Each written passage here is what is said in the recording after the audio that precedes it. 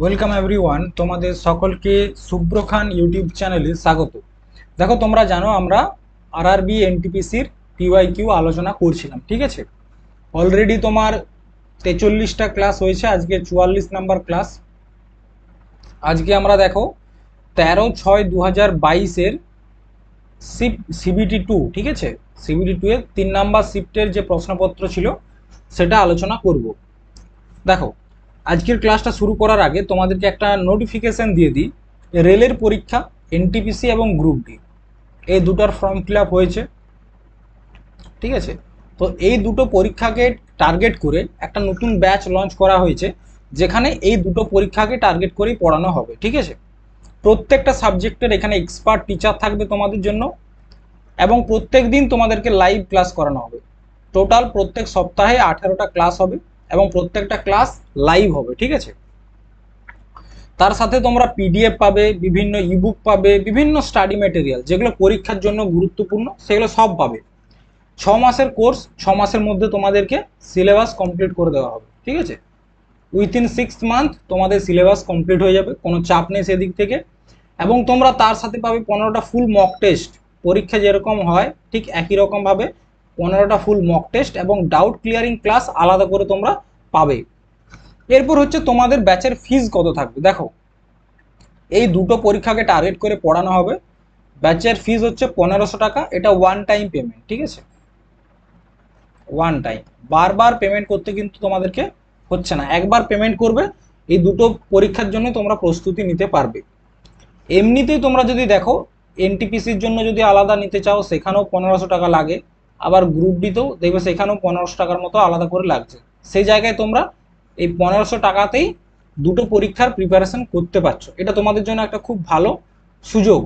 তো তোমরা যারা চাইছো প্রিপারেশনটা ভালোভাবে করতে, এই বছরেই সিলেক্ট হতে, তারা অবশ্যই এই নাম্বারটাতে যোগাযোগ করবে। ডেসক্রিপশন বক্সেও নাম্বারটা থাকবে, এই নাম্বারটায় যোগাযোগ করবে, ঠিক আছে। এরপর আমরা আমাদের প্রশ্নের দিকে যাই।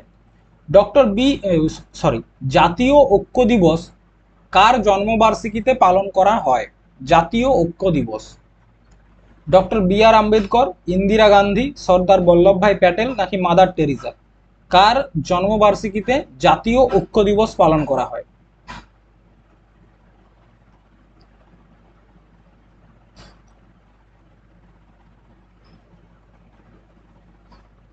তো দেখো, এটা সর্দার বল্লভভাই প্যাটেলের জন্মদিনে পালন করা হয়, ঠিক আছে। সর্দার বল্লভভাই প্যাটেলের জন্মদিনে কি করা হয়?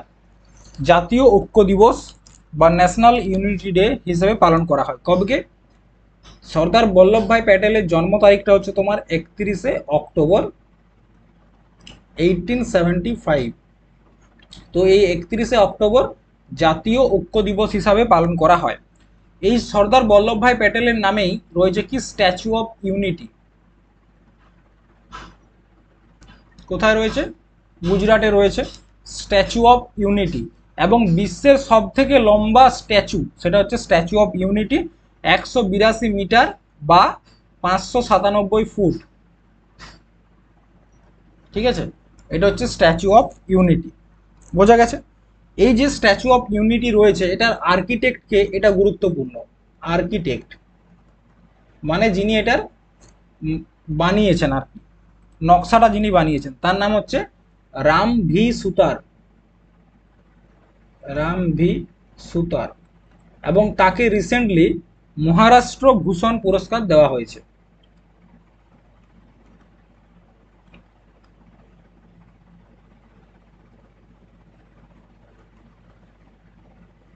মার্চ মাসেই পুরস্কারটা দেওয়া হয়েছে, মহারাষ্ট্র ভূষণ, ঠিক আছে। রাম ভি সুতারের নামে এই মহারাষ্ট্র ভূষণ পুরস্কারটা দেওয়া হয় এবং তিনি ছিলেন স্ট্যাচু অফ ইউনিটির আর্কিটেক্ট, বোঝা গেছে।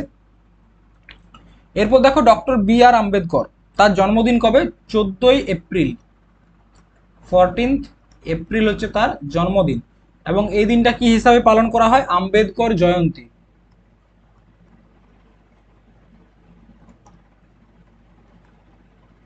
এবং তার প্রয়াণ দিবস হচ্ছে তোমার 6ই ডিসেম্বর।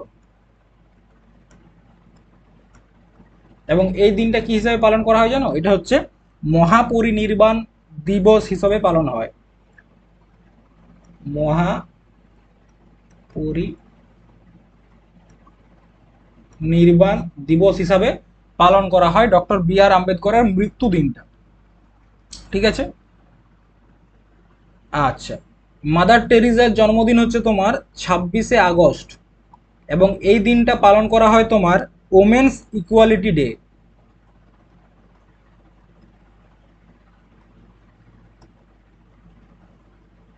ঠিক আছে। আর ইন্দিরা গান্ধীর জন্মদিন হচ্ছে 19শে নভেম্বর, 19 নভেম্বর, এবং এই দিনটা international men's day, men's day, পুরুষ দিবস হিসেবে পালন করা হয়। ঠিক আছে। নেক্সট, লর্ড ডালহৌসি কোন সময়কালে ভারতের গভর্নর জেনারেল ছিলেন? 1813 থেকে 30, 1723 থেকে 34, নাকি 1848 থেকে 56, নাকি 1757 থেকে 1810? লর্ড ডালহৌসি কোন সময় ভারতের গভর্নর জেনারেল ছিলেন? ঠিক আছে, কোন সময় ছিলেন? 1813 থেকে 30, নাকি 1723 থেকে 34, মানে তার সময়কালটা, তার টেনিউর কি ছিল, সেটা হচ্ছে তোমার 1848 থেকে 56, 1848 থেকে 1856 পর্যন্ত তিনি ভারতের গভর্নর জেনারেল ছিলেন। দেখো, তোমার লর্ড ডালহৌসি তার সময়কালে যেটা সব থেকে বেশি গুরুত্বপূর্ণ কাজ তিনি করেছেন সেটা হচ্ছে ডক্টরাইন অফ ল্যাপসি, যেটাকে বললা হচ্ছে হড়প নীতি। ঠিক আছে। কোনো সাম্রাজ্য ঠিকঠাকভাবে, কোনো রাজা যদি তার সাম্রাজ্য ঠিকঠাকভাবে চালাতে না পারছে, বা তার যদি কোনো পুত্র সন্তান না থাকছে, সেটা কি ইস্ট ইন্ডিয়া কোম্পানি তার কাছ থেকে নিয়ে নিত সেই সাম্রাজ্যটা, সেটা হচ্ছে ডক্টরাইন অফ ল্যাপসি। এবং তিনি এই ডক্টরাইন অফ ল্যাপসির মাধ্যমে প্রথম যে জায়গাটা কেড়ে নিয়েছিলেন সেটা হচ্ছে 1848 সালে সাতারা, মহারাষ্ট্রের কাছে একটা জায়গা রয়েছে সাতারা, সেখানে। তারপর 1849-এ সম্বলপুর, এই জায়গাগুলোর নাম আসে 1849-এ সম্বলপুর, সম্বলপুর। 1853-তে ঝাঁসি। ঠিক আছে। 1854-তে নাগপুর,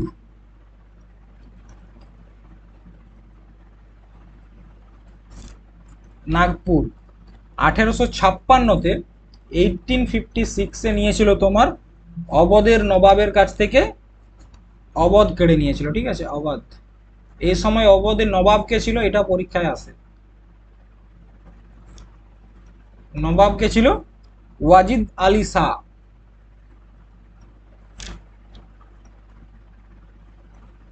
ঠিক আছে, ওয়াজিদ আলী শাহ। আচ্ছা, আর তিনি কি করেছেন?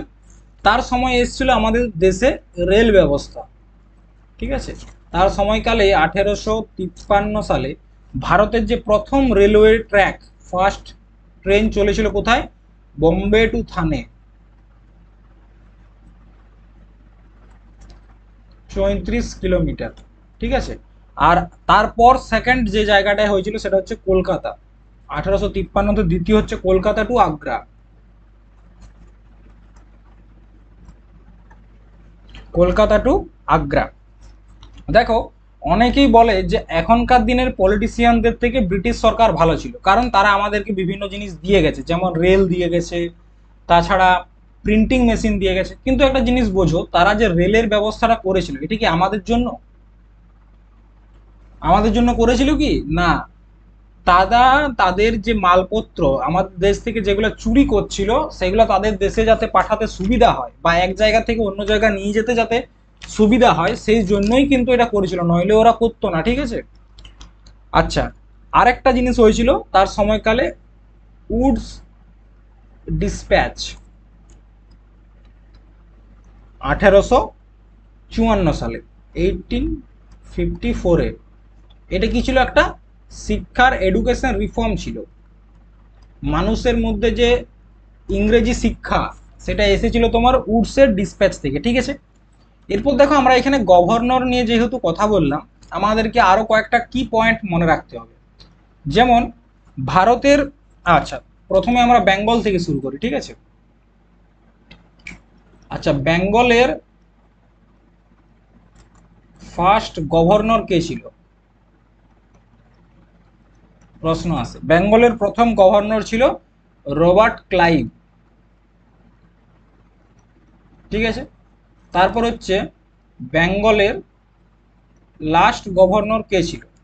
তার নাম হচ্ছে ওয়ারেন হেস্টিংস।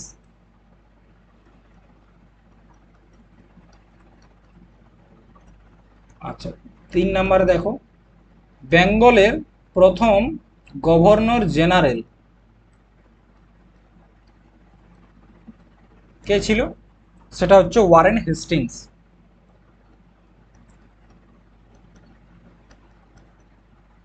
ঠিক আছে, তাহলে বেঙ্গলের এরপর লাস্ট গভর্নর জেনারেল কে ছিল?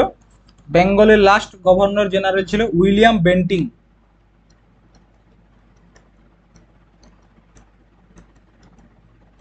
এরপর বেঙ্গলের পর কি হয়ে যায়? এটা ভারতের ইন্ডিয়ার ফার্স্ট গভর্নর জেনারেল কে হয়? আমাদের ভারতের প্রথম গভর্নর জেনারেল কে ছিল? William Bentinck.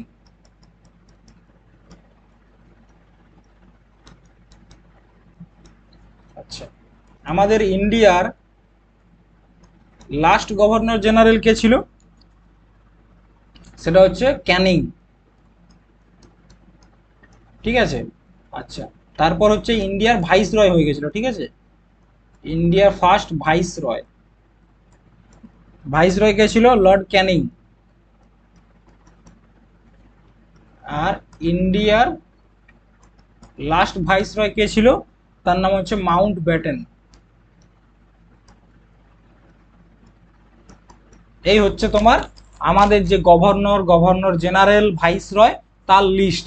এটাও একটু ভালো করে নোট করে নিও। ঠিক আছে, নেক্সট, নিচের কোনটি জনপ্রিয় নৃত্য এবং অন্ধ্রপ্রদেশের সঙ্গীতের সংমিশ্রণ যা স্টিক নৃত্যের অনুরূপ? স্টিক নৃত্য বলতে কি? লাঠি ডান্স। ঠিক আছে, লাঠি ডান্সের মতোই। নিউলিউ নাকি কোলান্নালু নাকি ভিলুপাট্টু নাকি ডান্ডিয়া, কোনটা হচ্ছে তোমার অন্ধ্রপ্রদেশের একটা ডান্স যেটা লাঠি ডান্সের মতোই? ঠিক আছে,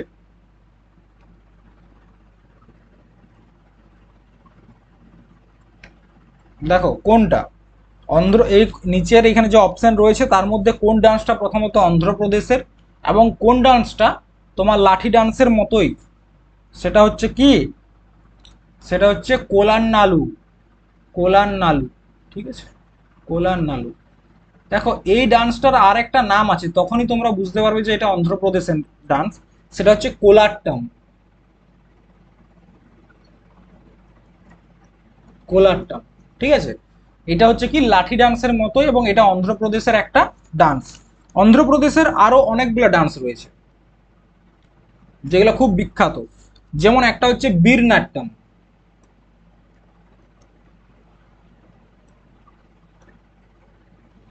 আর একটা হচ্ছে ভামাকল্পম,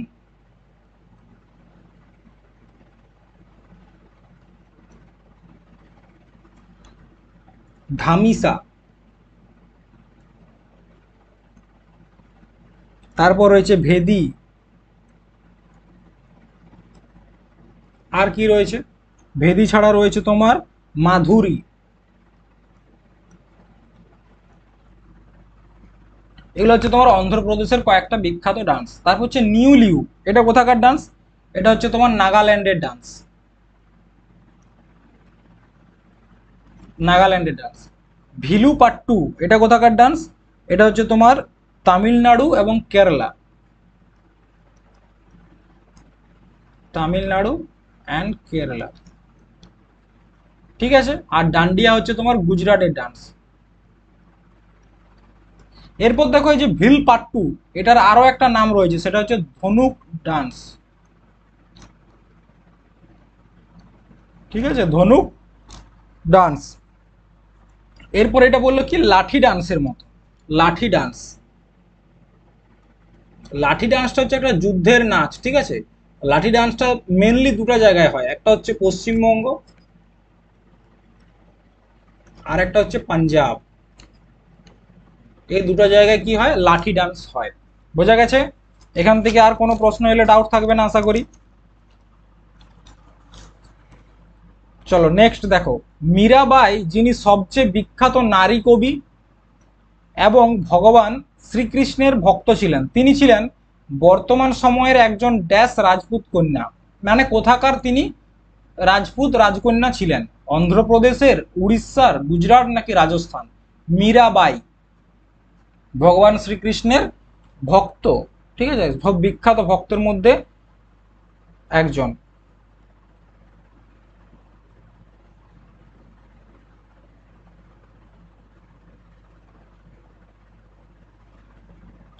দেখো, মীরাবাই ছিল তোমার, প্রথমত একটা জিনিস বুঝে নাও, কি ছিল? রাজপুত কন্যা। আর আমাদের তৎকালীন সময়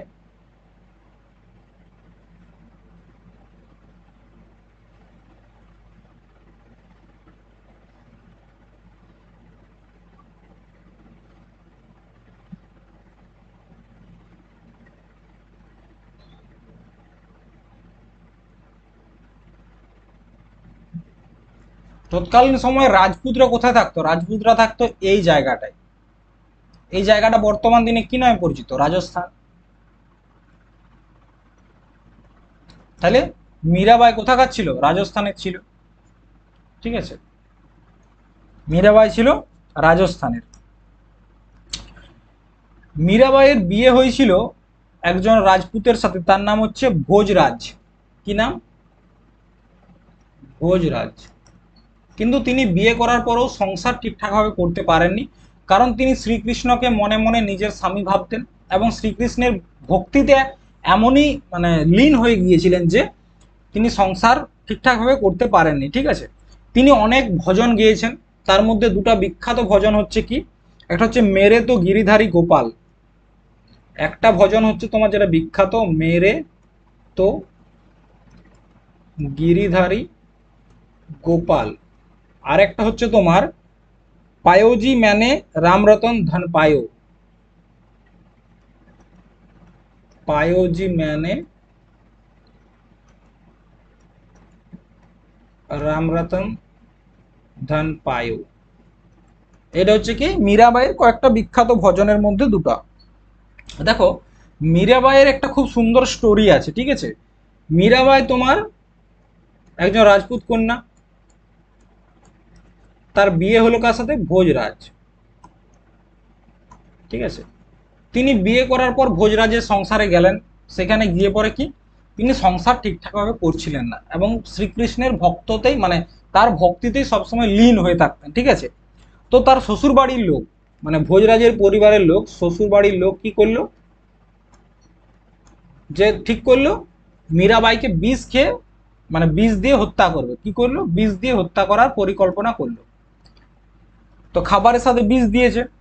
তখন মীরাবাই কি করলো, প্রথমও তিনি ভগবান শ্রীকৃষ্ণের উপর এতটাই বিশ্বাস রাখতেন যে সেই খাবারটা প্রথম ভগবান শ্রীকৃষ্ণের চরণে রাখলেন এবং তারপর সেই খাবারটা তিনি নিজেও খেয়েছিলেন। ঠিক আছে, কিন্তু তার মৃত্যু হয়নি এবং তার থেকে মানে এটা প্রমাণ পাওয়া গিয়েছিল, বা যদিও এটা আমরা নিজের চোখে তো দেখিনি, শুনে আসছি, মানে এটাই প্রমাণ হয়েছিল যে ভগবান শ্রীকৃষ্ণ তাকেও তার ভক্ত মেনে নিয়েছিল। ঠিক আছে, মেনে নিয়েছিল আর কি। কারণ সেই বিষটা খাওয়ার পরেও তার কিন্তু শরীরে কোনো প্রভাব পড়েনি এবং তার পরের বার থেকে তার যে শ্বশুর বাড়ির লোক আছে তারাও তাকে সম্মান করা শুরু করে এবং তার যে ভক্তি সেই ভক্তিকে সম্মান করা শুরু করে। নেক্সট, তিনি নাচ ছেড়ে দিয়ে বিখ্যাত সঙ্গীতজ্ঞ ওস্তাদ আলাউদ্দিন খানের কাছে সেতার শিখেছিলেন। তিনি 1948 থেকে 56 সালে 1948 থেকে 56 সালে অল ইন্ডিয়া রেডিওর সঙ্গীত পরিচালকও ছিলেন। তিনি কে? রবিশঙ্কর, মমতা শঙ্কর, আনন্দ শঙ্কর নাকি উদয় শঙ্কর? প্রথমত কি বলছে, তিনি নাচ ছেড়ে দিয়ে কি করেছিলেন? উস্তাদ আলাউদ্দিন খান, উস্তাদ আলাউদ্দিন খানের কাছে সেতার বাজানো শিখেছিলেন। তো তিনি কে? পণ্ডিত রবিশঙ্কর নাকি মমতা শঙ্কর নাকি আনন্দ শঙ্কর নাকি উদয় শঙ্কর? ঠিক আছে, এই যে বাদ্যযন্ত্রটা দেখতে পাচ্ছ এটা হচ্ছে সেতার।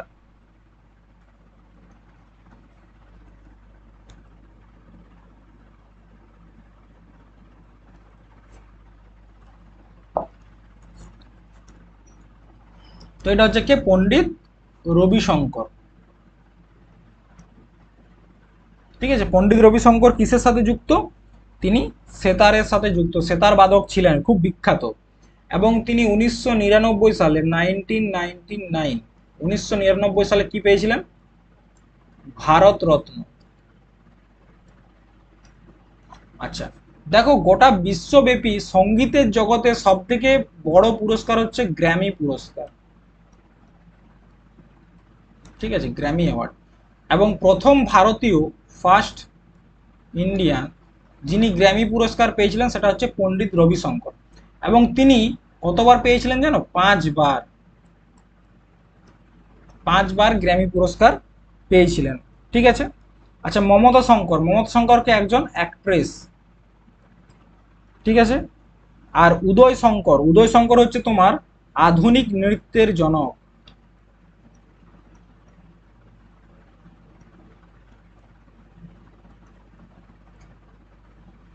এটা মনে রাখবে, মডার্ন ডান্সের জনক বলা হয় উদয় শঙ্করকে। এরপর আমরা দেখব মানে সেতারের সাথে যুক্ত কয়েকজন বিখ্যাত আর্টিস্ট, সেতার বাদক কে কে রয়েছে। একটা হচ্ছে বিলায়েত খান,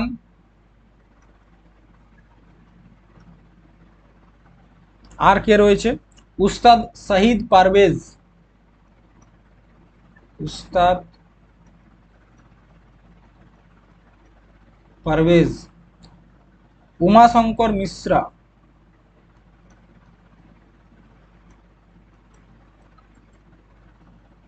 অনুষ্কা শঙ্কর,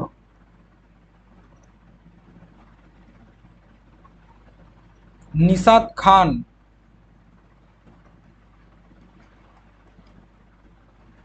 ঠিক আছে, এনারা সবাই কিন্তু সেতার বাদকের মানে সেতার বাদ্যযন্ত্রের সাথে যুক্ত। এবং আলাউদ্দিন খান তো রয়েছে, তিনি স্বয়ং রবিশঙ্করের, পণ্ডিত রবিশঙ্করের গুরু ছিলেন। ঠিক আছে। পরবর্তী প্রশ্ন, ভারতীয় গঠনতন্ত্রের রাষ্ট্রীয় নীতির নির্দেশমূলক নীতি, মানে যেটা বলা হচ্ছে directive principle of state policy, যেটাকে আমরা শর্ট ফর্মে বলি ডিপিএসপি, কোথা থেকে গৃহীত হয়েছিল? ফরাসি, কানাডা, আইরিশ মানে আয়ারল্যান্ড, নাকি আমেরিকা? ডিপিএসপিটা আমরা কোন দেশের সংবিধান থেকে নিয়েছি? প্রশ্ন হচ্ছে এইটা, ডিপিএসপি আমরা কোন দেশের সংবিধান থেকে নিয়েছি?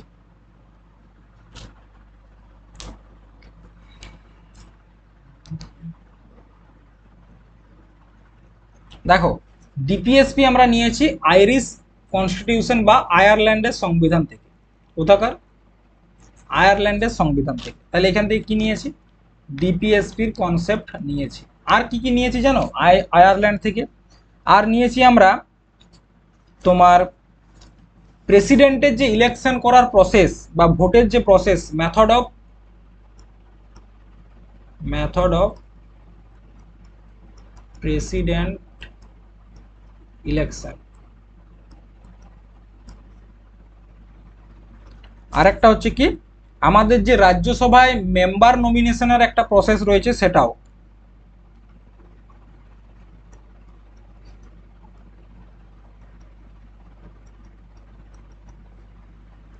দেখবে রাজ্যসভায় কিছুদিন আগে সচিন টেন্ডুলকারকে নমিনেটেড করা হয়েছিল। ভারতনাট্যম ডান্সের রুক্মিণী দেবী অরুণডালে প্রথম ক্লাসিক্যাল ডান্সার, যাকে তোমার রাজ্যসভায় মনোনীত করা হয়েছিল। তো এগুলো হচ্ছে কোথা থেকে? আয়ারল্যান্ড থেকে নিয়েছি। ফ্রান্স থেকে কি কি নিয়েছি? ফরাসি মানে ফ্রান্স থেকে আমরা নিয়েছি ফ্রেঞ্চ রিপাবলিকের কনসেপ্ট অফ রিপাবলিক। তার মানে কি, গণতন্ত্রের যে ধারণা সেটা আমরা কোথা থেকে নিয়েছি? ফ্রান্স থেকে। তাছাড়া কি আমাদের প্রিএমবেলে দেখবে রয়েছে লিবার্টি, ইকুয়ালিটি, ফ্যাটার্নিটি, এগুলোর যে আইডিয়া, তাহলে কি idea of liberty, liberty of thought, expression, belief, faith, worship, equality. ঠিক আছে, বা ফ্যাটার্নিটি, এইগুলোর যে ধারণা এটা আমরা নিয়েছি ফ্রান্স থেকে। আচ্ছা, কানাডার থেকে আমরা কি কি নিয়েছি? কানাডার থেকে আমরা দুটো জিনিস খুব গুরুত্বপূর্ণ নিয়েছি। একটা হচ্ছে ইউনিয়নের ধারণা, ইউনিয়নটা কি? কেন্দ্র সরকার যে সব থেকে বেশি শক্তিশালী। আরেকটা হচ্ছে গভর্নর, রাজ্যপালের যে পদ, সেটা আমরা নিয়েছি কানাডা থেকে। আমেরিকা থেকে কি কি নিয়েছি? আমেরিকার থেকে আমরা নিয়েছি তোমার ফান্ডামেন্টাল রাইট,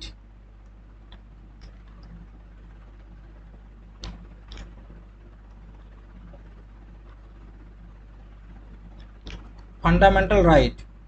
আর কি নিয়েছি, আর নিয়েছি জুডিশিয়াল রিভিউ।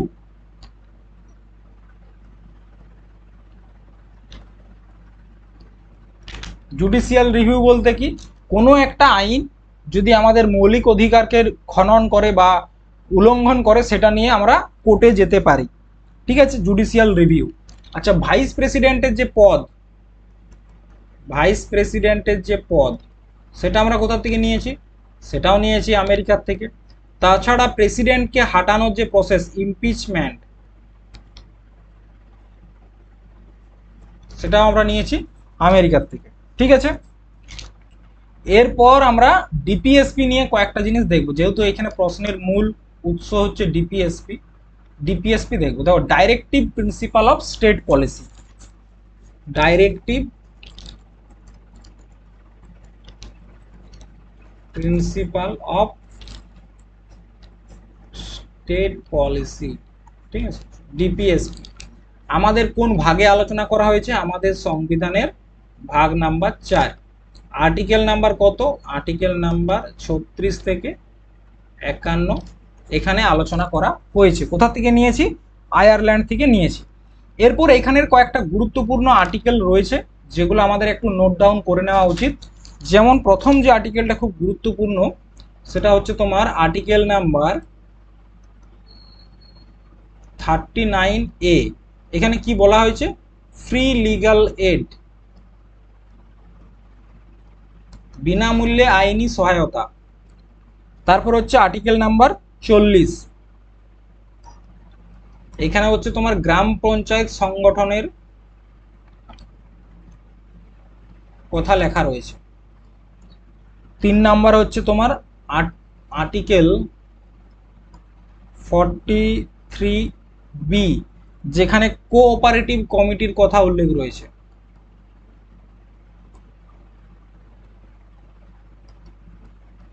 ঠিক আছে, তারপর হচ্ছে আর্টিকেল নাম্বার 44, সেটা হচ্ছে ইউসিসি, ইউনিফর্ম সিভিল কোড সমান, ঠিক আছে।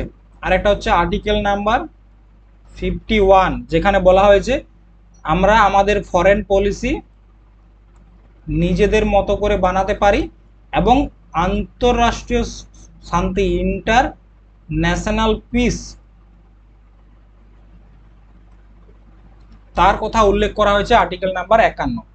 এরপর এখান থেকে আরেকটা গুরুত্বপূর্ণ পয়েন্ট মনে রাখবে, যদি সরকার ডিপিএসপির কোনো কথা না মানে, যদি তোমাকে ধরো ফ্রি লিগ্যাল এড দেওয়া হলো না, তুমি কিন্তু সেটা নিয়ে কোর্টে যেতে পারবে না, কোর্টে যেতে পারবে না, ঠিক আছে। কেন পারবে না, কারণ বলা হয়েছে যে ডিপিএসপি জুডিশিয়াল রিভিউর আন্ডারে পড়ে না। এই ডিপিএসপির মধ্যে যেটা বলা হয়েছে সেটা বলা হয়েছে যে সরকারের উচিত এটা করা, কিন্তু সরকার যে এটা করতেই হবে তার কিন্তু কোনো মানে নেই। সরকারের উচিত ফ্রি লিগ্যাল এড, বিনামূল্যে আইনি সহায়তা দেওয়া, কিন্তু সরকারকে যে দিতেই হবে তার কোনো বাধ্যবাধকতা নেই, সেটা নিয়ে তুমি কোর্টে যেতে পারো না। নেক্সট, হাইকোর্টের রিট জারি করার ক্ষমতা কোন আর্টিকেলে উল্লেখ করা হয়েছে, হাইকোর্টের রিট জারি করার ক্ষমতা article number 233, article number 226, article number 230 নাকি আর্টিকেল নাম্বার 225, কোন আর্টিকেলে হাইকোর্ট রিট জারি করতে পারে।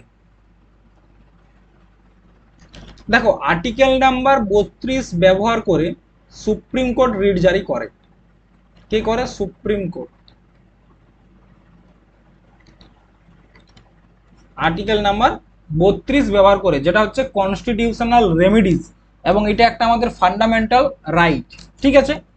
কিন্তু যখন সেটা হাইকোর্টের কাছে আসবে, ঠিক আছে, দেখো রিট জারি শুধুমাত্র দুজন করতে পারে আমাদের দেশে, এক হচ্ছে সুপ্রিম কোর্ট বা হাইকোর্ট, ডিস্ট্রিক্ট কোর্ট কিন্তু রিট জারি করতে পারে না, ঠিক আছে। রিট জারি করে সুপ্রিম কোর্ট 32 অনুসারে আর্টিকেল, এবং হাইকোর্ট আর্টিকেল নাম্বার 226। কি কি রিট জারি করে, 5 প্রকারের রিট জারি করে, ঠিক আছে।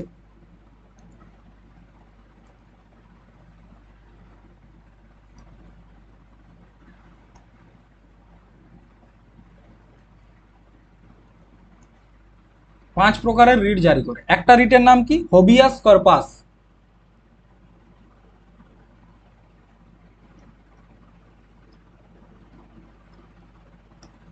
আরেকটা রিটের নাম কি?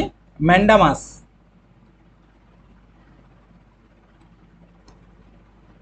আরেকটা হচ্ছে তোমার কো ওয়ারেন্টো।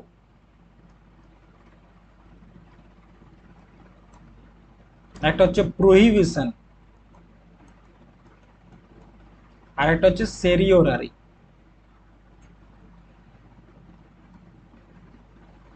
দেখো, হবিয়াস কর্পাস মানে কি?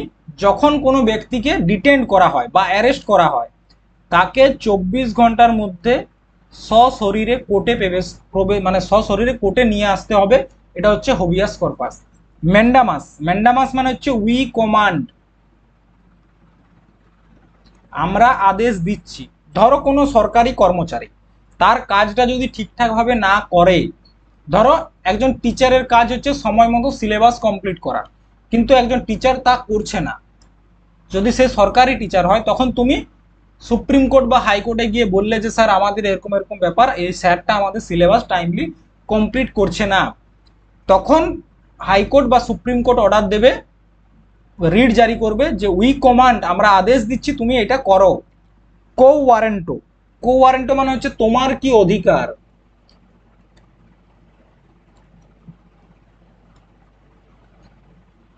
দেখো, এই তোমার কি অধিকারের দুটো মানে, এক, যদি তুমি তোমার অধিকারের বাইরে কাজ করো, যদি একজন টিচার হয়ে তুমি পুলিশের কাজ করতে যাও, সেটা তোমার অধিকারের বাইরে। বা তুমি যদি একজন টিচার হলে, ঠিক আছে, এরপর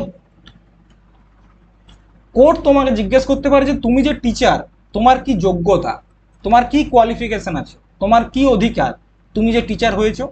এটা হচ্ছে কো ওয়ারেন্টো। আচ্ছা, প্রহিবিশন, প্রহিবিশন সবসময় মনে রাখবে হায়ার কোর্ট লোয়ার কোর্টের উপর লাগায়। মানে ধরো হাইকোর্ট কার উপর লাগাতে পারবে? ডিস্ট্রিক্ট কোর্টের উপর লাগাতে পারবে। আবার সুপ্রিম কোর্ট, হাইকোর্ট বা ডিস্ট্রিক্ট কোর্ট যে কোনো কারোর উপর লাগাতে পারবে। কখন লাগায়? ধরো ডিস্ট্রিক্ট কোর্ট তার মানে তার ক্ষমতার বাইরে কোনো একটা কেসে জাজমেন্ট দিতে যাচ্ছে, তখন হাইকোর্ট ডিস্ট্রিক্ট কোর্টের ওপর রিট জারি করতে পারে প্রহিবিশন। আর যদি জাজমেন্ট পেশ করে দেয়, তখন যে রিটটা জারি করা হয় সেটা হচ্ছে সেরিওরারি। ঠিক আছে? আচ্ছা, আর্টিকেল নাম্বার 233 কি বলছে? এখানে বলা হচ্ছে অ্যাপয়েন্টমেন্ট অফ ডিস্ট্রিক্ট কোর্ট জাজ।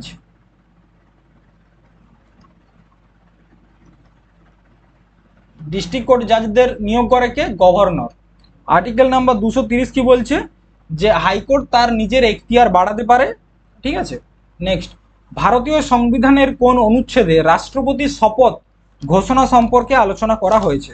কোন আর্টিকেলে রাষ্ট্রপতির শপথ নিয়ে আলোচনা করা হয়েছে?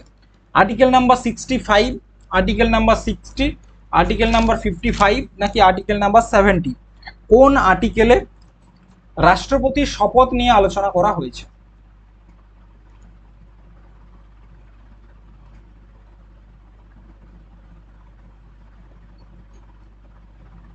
দেখো, সংবিধানের আর্টিকেল নাম্বার 60, আমাদের সংবিধানের আর্টিকেল নাম্বার 60-তে কি বলা হয়েছে?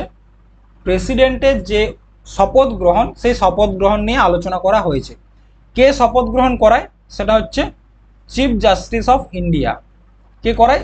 সুপ্রিম কোর্টের চিফ জাস্টিস। ঠিক আছে, দেখো, আর আর্টিকেল নাম্বার 65 এখানে বলা হয়েছে যে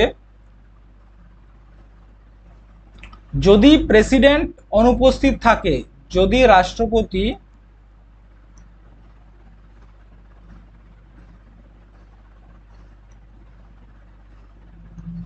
যদি প্রেসিডেন্ট অনুপস্থিত থাকে, তখন ভাইস প্রেসিডেন্ট কি করবে? প্রেসিডেন্টের কাজ করবে। আর্টিকেল নাম্বার 70-তে কি বলা হয়েছে? বলা হয়েছে যে এমন কোনো পরিস্থিতি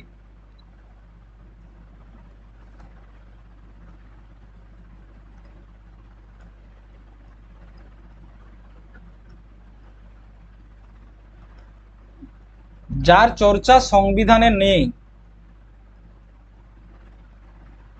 ঠিক আছে, এমন কোনো পরিস্থিতি যার চর্চা সংবিধানে নেই, এবং সেই সময় যদি রাষ্ট্রপতির পদটা খালি থাকে তখন উপরাষ্ট্রপতি রাষ্ট্রপতি হিসাবে কাজ করবে। ঠিক আছে, এরপর দেখো আমাদের সংবিধানের ভাগ 5 যদি আমরা দেখি, সে ভাগ 5-এর আর্টিকেল নাম্বার 52 থেকে 61-এ প্রেসিডেন্টকে নিয়ে আলোচনা করা হয়েছে। ঠিক আছে, নেক্সট, রাষ্ট্রীয় নীতি নির্দেশমূলক নীতিতে মানে ডিপিএসপিতে অন্তর্ভুক্ত বিধানগুলি কি? উচ্চ আদালত কর্তৃক বলবৎ করা যেতে পারে, কোনো আদালত কর্তৃক বলবৎ করা যাবে না, কোনো আদালত কর্তৃক বলবৎ করা যেতে পারে, বা সুপ্রিম কোর্ট কর্তৃক বলবৎ করা যেতে পারে। দেখো প্রথমেই বললাম যে কোনো আদালত কর্তৃক বলবৎ করা যাবে না, কোনো কোর্টেই নিয়ে যাওয়া যাবে না। ঠিক আছে, সুপ্রিম কোর্ট হোক, হাইকোর্ট হোক, ডিস্ট্রিক্ট কোর্ট হোক, কোনো কোর্টেই যাওয়া যাবে না। ভারতের কোন রাজ্যটি পাইকা ডান্সের জন্য বিখ্যাত? কেরালা, তামিলনাড়ু, উড়িষ্যা, মণিপুর। পাইকা ডান্স কোন রাজ্যের ডান্স?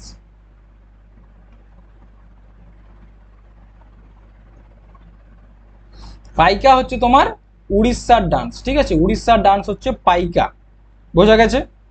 উড়িষ্যার ডান্স হচ্ছে পাইকা। উড়িষ্যার আরো অনেকগুলো ডান্স রয়েছে, যেমন একটা হচ্ছে তোমার ছৌ ডান্স।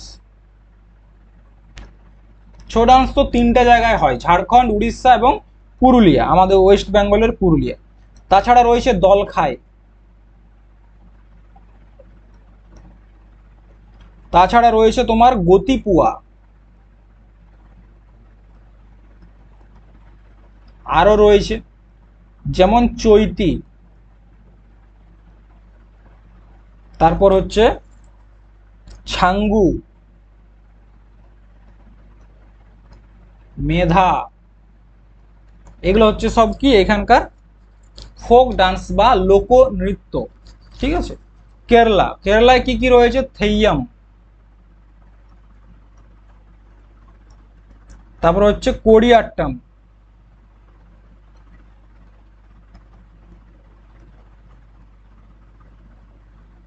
কোলকালি,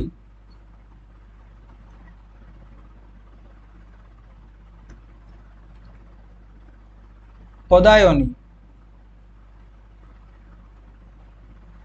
এগুলো হচ্ছে কেরালা। তামিলনাড়ুতে কি কি রয়েছে?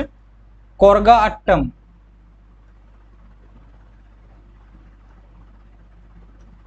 তাছাড়া মাইল আট্টম,